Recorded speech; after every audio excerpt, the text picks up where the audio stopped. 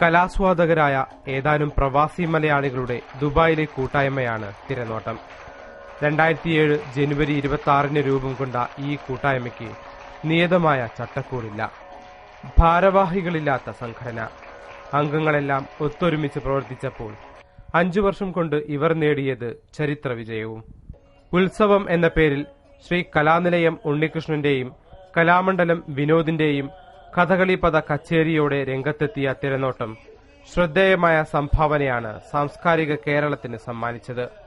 അന്യം നിന്നുപോകുന്ന കലകൾക്ക് പുതുജീവൻ പകരാൻ കഴിഞ്ഞതിന്റെ നിർവൃതിയിൽ പ്രവർത്തകരും.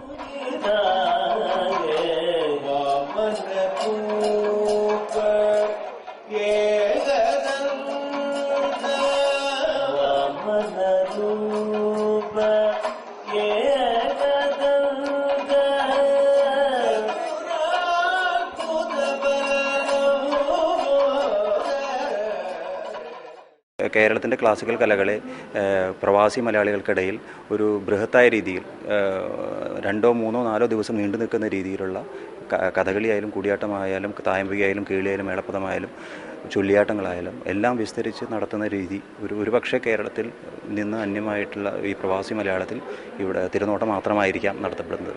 പാട്രണേജ് സ്പോൺസർഷിപ്പോ ഇല്ലെങ്കിൽ മറ്റുള്ള സാങ്കേതിക വശങ്ങളോ ഇല്ലാതെ ആസ്വാദകരുടെ മാത്രം ബലം വെച്ച് അല്ലെങ്കിൽ അവരുടെ സഹായം മാത്രവും നിന്നുകൊണ്ട് നടന്നു പോകുന്ന സംഘടന എന്നുള്ള നിലയിൽ തിരനോട്ടത്തിൻ്റെ പ്രവർത്തനം കഴിഞ്ഞ 5 വർഷം വളരെയധികം പ്രശംസനീയമായിട്ട് തോന്നുന്നു. 50 വർഷത്തിനിടെ ഗൾഫിൽ അപൂർവമായി മാത്രം അരങ്ങേറിയ കഥകളി 1 വർഷത്തിനിടയിൽ 8 തവണ അവതരിപ്പിച്ച് കലാസ്വാദകരുടെ മനസ്സിൽ സ്ഥിരപ്രതിഷ്ഠ നേടാൻ തിരനോട്ടത്തിനായി.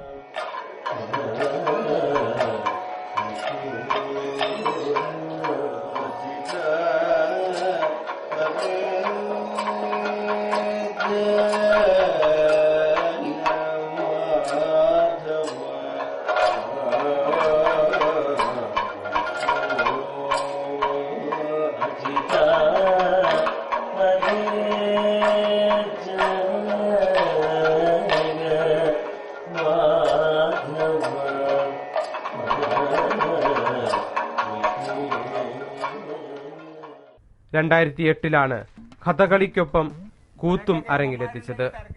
2009 കൂടിയാട്ടമാണ് ഗൾഫ് മലയാളികൾക്ക് പരിചയപ്പെടുത്തിയത്. കൂത്തായാലും കൂടിയാട്ടമായാലും തനത് ശൈലിയിലായിരുന്നു അവതരണം.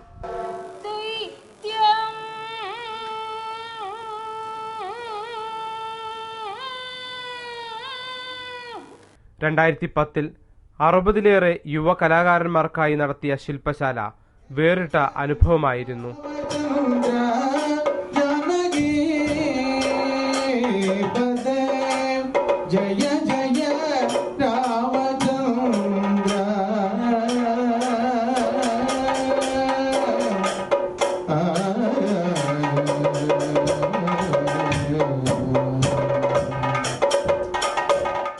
ഇത്തരത്തിലുള്ള വർക്ക്ഷോപ്പുകൾ സംഘടിപ്പിക്കുന്നത് വഴി തിരനോട്ടം കലാകാരന്മാരെ അവരുടെ ആശയങ്ങളും അവർക്ക് പുതിയ ഉണർവും ഏകാൻ സഹായിക്കുന്നുണ്ട്.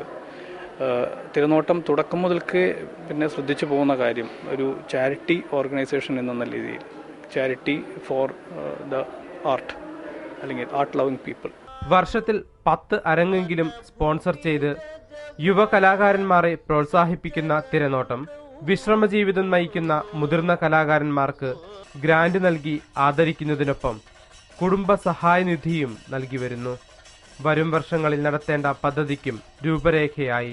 മട്ടന്നൂർ ശങ്കരൻകുട്ടി തായമ്പകയും അതുപോലെ തന്നെ കൂടിയാട്ടം കഥകളി ഇതൊക്കെ ഉൾപ്പെടുത്തിക്കൊണ്ട് ഒരു ഇന്റർനാഷണൽ കഥകളി കൂടിയാട്ടം ആൻഡ് കഥകളി ഫെസ്റ്റിവലായിട്ട് തന്നെയാണ് ഇപ്രാവശ്യം നടത്താൻ ഉദ്ദേശിക്കുന്നത്. കലകൾക്കും ഉത്സവങ്ങൾക്കും ഫലഭൂയിഷ്ടമായ ഈ മണ്ണ് അന്യം നിന്നുപോകുന്ന പ്രവാസിയുടെ കലാസ്വാദനത്തിനും അന്യവൽക്കരിക്കപ്പെടുന്ന തനതു കലകൾക്കും പുതുജീവൻ ലഭിക്കാനുള്ള വേദി കൂടിയായി മാറുകയാണ്.